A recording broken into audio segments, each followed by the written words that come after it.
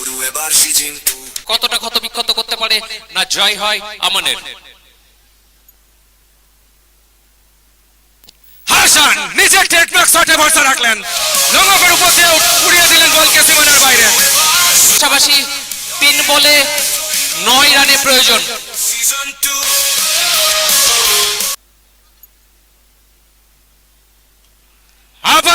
আবারও হাওয়ায় বল রয়েছে, এক্সেলেন্ট টাইমিং।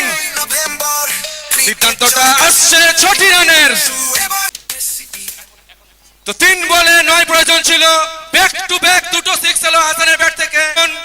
নাটক নাটক নাটক, কি হবে ম্যাচের পরিণতি, কে আসবে শেষ আসে।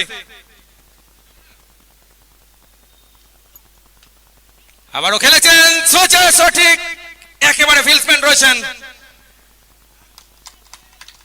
চোখে চোখে কথা হয়েছে, 2টি রান। সেলিব্রেশন সঙ্গে সঙ্গে ফাইনালে পৌঁছে গেল এসএস ওয়ারিয়র্স।